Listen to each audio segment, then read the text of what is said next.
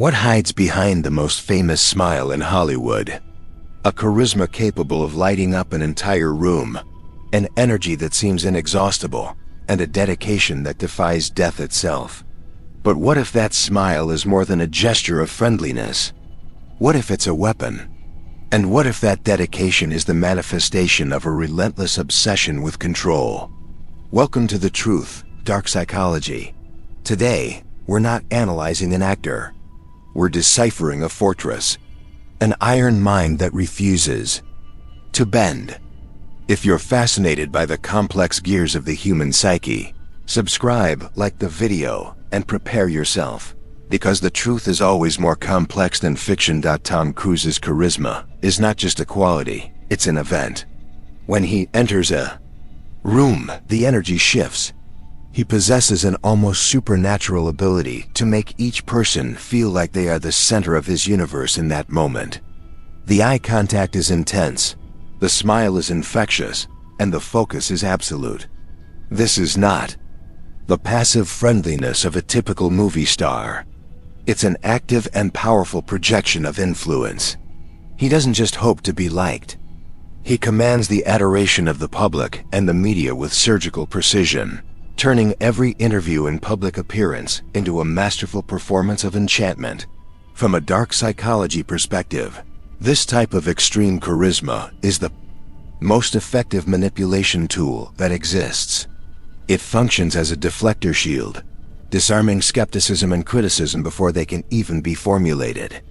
How can you question the intentions of someone who makes you feel so good? This technique, sometimes called love bombing on a macro scale, creates an instant emotional connection that can override rational judgment.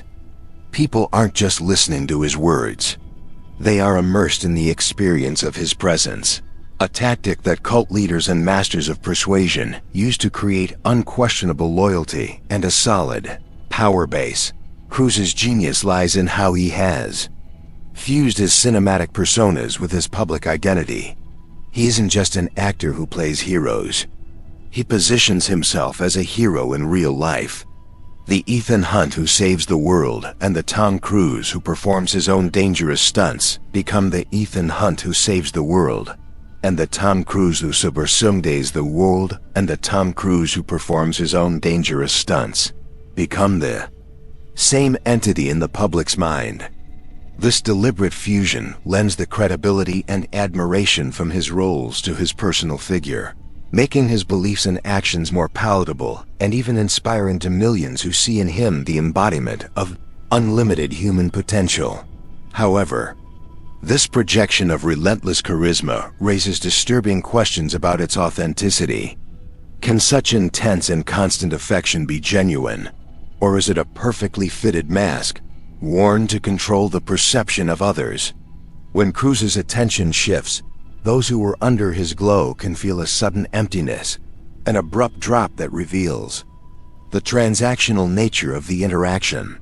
The energy he projects seems to demand something in return: validation, agreement, loyalty. It's a power that attracts, but that can also subtly subjugate. Therefore, we are forced to question the ultimate purpose behind this overwhelming charm. Is it a spontaneous expression of a magnetic personality, or a consciously employed strategy to build and maintain an empire of personal and ideological influence? Does this charisma serve to connect or to control, to inspire or to convert? By analyzing the architecture of his public persona, we realize that the smile can be both an invitation and a gate to an impenetrable psychological fortress, where only the narratives he approves are allowed to exist. Tom Cruise's notorious work ethic is legendary, but when we dissect it, we find something much deeper than mere professionalism. The insistence on performing his own stunts, no matter how dangerous, is not just about authenticity for the audience. It is an act of absolute dominion over his body, his environment, and fear itself. Every detail of his productions is meticulously overseen by him, transcending the role of actor to that of a controlling author. This need for micromanagement reveals a psyche that cannot tolerate chance, unpredictability, or failure a siege mentality against the uncertainties of life. Psychologically, such a deep-seated need for control often stems from an equally deep-seated fear of vulnerability. It can be a response to past traumas or a perceived instability in childhood, where the only way to feel safe is by constructing a reality where you dictate all the rules. The mind becomes a fortress, and every action is a maneuver to reinforce its walls. For Cruise, the film set appears to be a microcosm of the world as he wishes it were, a place where the outcome can be guaranteed through effort, precision, and an iron will that refuses to yield. This obsessive control extends far beyond his career, permeating every facet of his public and, according to reports, private existence. Interviews are carefully orchestrated, with answers that seem rehearsed to project a specific image of unwavering strength and certainty. Personal and family relationships are allegedly managed under a veil of secrecy and ideological alignment, suggesting an environment where conformity is the basis of harmony. Nothing is left to chance, as any element outside his control is seen not as a simple variable, but as an existential threat to his constructed reality. The dark side of this total control is the psychological environment it creates for the people around him. In an ecosystem where one man's vision is absolute, there is little room for individuality or dissent to flourish. Loyalty can be mistaken for subservience, and love can become conditional on adherence to a strict set of rules and beliefs. This can generate an imbalanced power dynamic, where others may feel pressure to mold themselves to his expectations to remain in his orbit, sacrificing parts of themselves in the process. In the end, we are confronted with the question of the price of this psychological armor. Is a life without the possibility of error, without the acceptance of human imperfection, a life of freedom or a self-imposed prison? By shielding himself from the chaos of the world, he also isolates himself from the beauty of spontaneity and the depth that vulnerability can bring to genuine human connections. The iron mind that allows him to jump from planes may be the same one that prevents him from landing softly on the complex terrain of genuine human emotions. It is impossible to analyze Tom Cruise's psychology without delving into his deep connection with Scientology. To an outside observer, it may seem like just a controversial religion, but to a mind obsessed with control and certainty, it offers much more: a complete script for life. Scientology presents a hierarchical and methodical system for understanding the universe and oneself, promising tools to achieve a state of superhuman power and clarity. For someone already seeking perfection in everything he does, this promise of total control over one's own mind and spirit is the most seductive offer that could exist. Within the framework of Scientology, techniques like auditing can be viewed through a dark psychology lens. The process, which involves confessing traumas and intimate thoughts to reach a state of clear, creates an immense database of psychological vulnerabilities. This establishes an asymmetric power dynamic, where the organization holds the keys to an individual's deepest secrets, creating a form of psychological dependence and emotional leverage. For a public figure like Cruise, this exchange of confidences for clarity represents a total investment of his identity into the organization's structure. Cruise's role transcends that of a mere follower. He is Scientology's most powerful ambassador, its global poster boy. There's an undeniable symbiotic relationship. His colossal fame lends the organization a legitimacy and glamour it could never achieve on its own, while Scientology's structure and doctrine seem to provide Cruise with the unshakable structure and certainty he craves. He is not just a member, he is a pillar, and his status within the church likely grants him a level of influence and power that mirrors his control in the world of cinema. Immersion in such a comprehensive and isolating belief system can create what psychologists call a shared reality or an ideological bubble. When all your information, your social circle, and your life's purpose are filtered through a single lens, The ability for critical thought about that very lens drastically diminishes. Doubts are labeled as personal failings or external attacks, and external reality is reinterpreted to fit the doctrine. This environment is the perfect breeding ground for solidifying an us versus them mentality, further reinforcing the need for control and defense against the outside world. The final question remains: is Cruz a product of Scientology? Or is Scientology the perfect tool for Cruz's psyche? The answer is likely a fusion of both. The organization seems to have provided the ideal operating system for a mind already predisposed to the pursuit of absolute control, certainty, and perfection. It did not create the iron mind, but it provided it with an architecture, a language, and a cosmic justification for its existence, turning a personal obsession into a spiritual mission. The Pygmalion effect is a fascinating psychological concept, where one person's high expectations can actually improve another's performance. However, when this effect is wielded by a dominant personality with a clear ideological agenda, it can transform into its dark version. In Tom Cruise's universe, there appears to be a trend of people in his inner circle, especially romantic partners, undergoing remarkable transformations. They seem to adopt not only his interests, but also his belief system, his way of speaking, and even his worldview, as if they were being sculpted into the image of his ideal. This dynamic raises complex questions about the nature of power and influence in intimate relationships.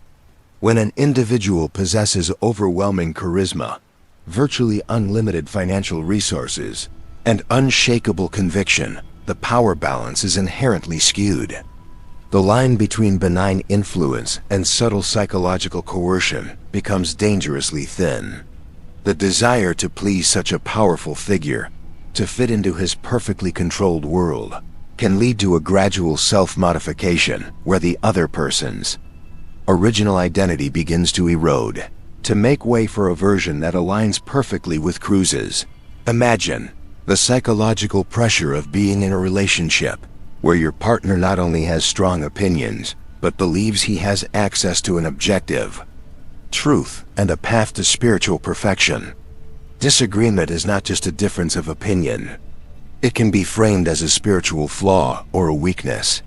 This can create an environment where authenticity is risky and conformity is rewarded with harmony and approval. Isolation from previous support.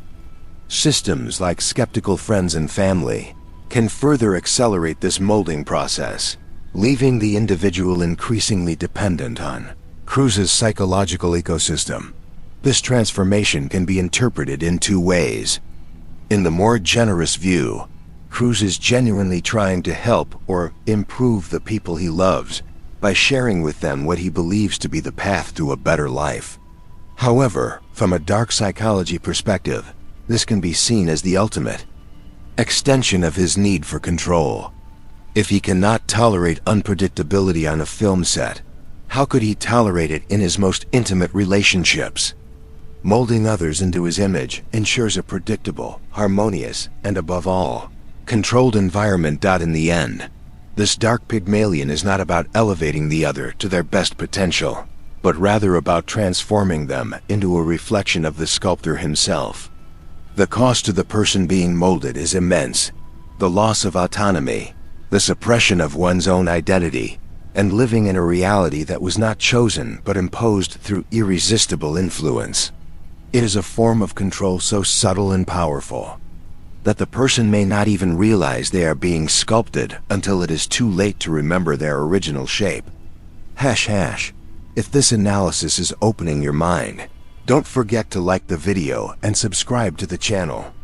We want to know, what other enigmatic personality would you like to see dissected here on The Truth? Leave your suggestion in the comments. And now let's dive into the war this mind wages against its greatest enemy, doubt. One of the most revealing moments of Tom Cruise's psyche didn't happen in a movie, but in a television interview. The confrontation with Matt Lauer about psychiatry and antidepressants was a public demonstration of a mind that not only disagrees, but fundamentally cannot tolerate the existence of an opposing viewpoint. The confidence displayed was not calm or serene. It was aggressive, combative, and absolute. This gives us a window into a core psychological defense mechanism for this iron mind. Doubt is not a tool for learning, but a virus that must be eradicated. With full force, this war against uncertainty is a classic feature of authoritarian mindsets and totalizing belief systems. Ambiguity and the gray areas of life are profoundly uncomfortable for someone who craves absolute control. Certainty, even if it's a fabricated certainty, offers a sense of security and power. By declaring that psychiatry is a pseudoscience, and that he knows the history of it, Cruz is not just expressing an opinion. He is slamming a door on any information that might challenge the structure of his reality. It's an act of psychological self-preservation, taken to the extreme. This behavior can be explained by the concept of cognitive dissonance reduction. When an individual invests massively in a belief system with their time, reputation, identity, and finances, any contradictory evidence creates a state of intense mental discomfort or dissonance. The easiest way to resolve this dissonance is not to re-evaluate one's beliefs, which would be psychologically catastrophic, but to aggressively attack and discredit the source of the contradictory information. This is why his certainty manifests as an attack. It's a desperate defense of his psychological integrity. This unwavering certainty, though psychologically fragile on the inside, is an extremely powerful tool of persuasion on the outside. In a confusing and complex world, people are naturally drawn to figures who offer simple and absolute answers. Cruz's conviction is magnetic to those seeking clarity and direction. By presenting a worldview with no room for doubt, he offers a safe harbor for drifting minds, attracting followers who crave that same sense of certainty and purpose, thus becoming a charismatic leader not only on screen, but also in the ideological sphere.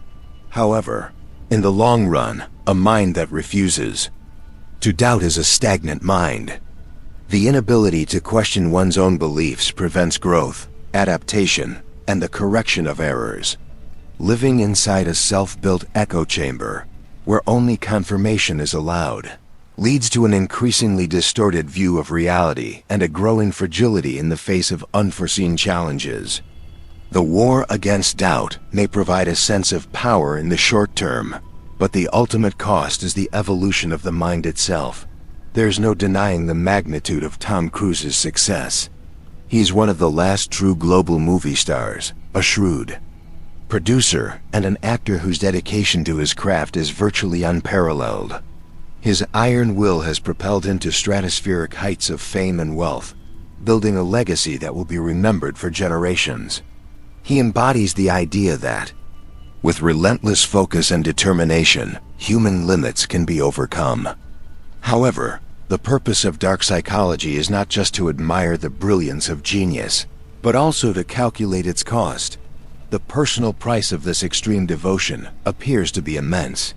Publicly strained relationships with children, marriages that ended amidst ideological controversies, and a life lived under the constant scrutiny, not just of fame, but of a controversial organization.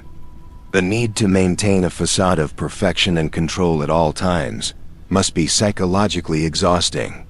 Every public interaction, every personal decision, is weighed not only by fame, but by the responsibility of being the face of a global belief system.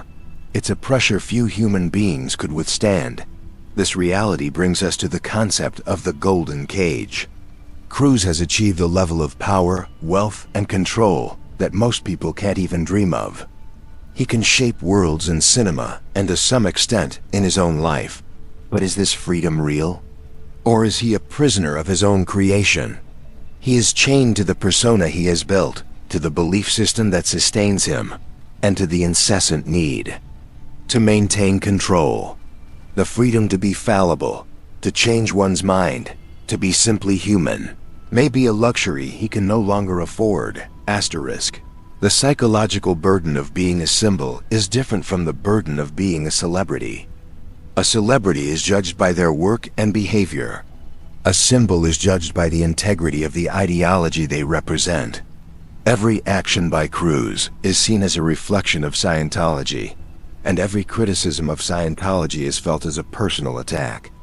This fusion of personal and ideological identity creates a permanent siege mentality, where the outside world is a constant source of potential threats, demanding continuous vigilance and defense. There is no room for weakness, as any crack in the armor could compromise the entire edifice. In the end, we are left to reflect on the grand bargain he has made with life. He traded a normal existence, with its uncertainties and vulnerabilities, for a life of apparent power, purpose, and certainty. He has built an empire of film and belief, a fortress against the chaos of the world. But in the process, he may have sacrificed essential aspects of the human experience, the beauty of surrender, the strength found in vulnerability, and the freedom to connect with others beyond the borders of a rigid doctrine. Genius was achieved, but at what cost to the soul? Asterisk. The journey through Tom Cruise's psyche leaves us with a clear and unsettling portrait of an armored mind. The pillars of his psychology are a charisma that disarms, an obsession with control that dominates, and a militant certainty that repels all doubt. He is not just a successful man. He is a case study in the power of the human will when focused on a single objective, showing how the mind can be forged into an unparalleled tool of power, capable of bending reality around it. He represents the apotheosis of self-construction, a living monument to the idea that we can become exactly what we decide to be. The most profound lesson in dark psychology we draw from his story is about the duality of personal power. The same qualities that can lead to greatness, charisma, focus, conviction can, when taken to the extreme, become instruments of control and isolation. We learn to be more skeptical of overwhelming charisma, to question absolute certainty, and to understand that behind the facade of a powerful leader may exist deep insecurity and a fear of losing control. Cruz's story teaches us to identify these patterns not only in public figures but also in our own lives and relationships. His life forces us to ask ourselves difficult questions. Where do we draw the line between healthy ambition and destructive obsession? How can we maintain our convictions without becoming blind to different perspectives? Cruz's trajectory serves as a powerful cautionary tale about the dangers of falling in love with one's own narrative to the point of losing touch with shared reality. He inspires us to seek a healthier balance between the strength of will and the wisdom of humility, between the power to control and the courage to surrender. The attraction to the control that Cruz embodies is universal. In a chaotic world, we all desire a degree of mastery over our lives and our destiny. He simply took this fundamental human desire and amplified it to an epic, almost mythological scale. In doing so, he shows us the maximum potential of this pursuit, but also its inherent dangers. He shows us that the quest for total control can, paradoxically, lead to the loss of the most fundamental freedom of all, the freedom to be imperfect. Therefore, the final lesson is to look beyond the glittering surface of powerful personalities. The most captivating smile can hide the most rigid mind, and the greatest success stories can mask the deepest and most complex psychological battles. Tom Cruise, the icon, the action hero, the devotee, teaches us that the human mind is the most fascinating and dangerous stage of all, a place where the line between inspiration and manipulation, genius and obsession, is terrifyingly thin. Human mind is the most complex battlefield that exists. For more deep investigations like this, subscribe to The Truth, Dark Psychology, turn on notifications so you don't miss a thing, and leave your opinion in the comments. What was the most disturbing lesson you learned from Tom Cruise's Iron Mind? Until next time, keep questioning the truth.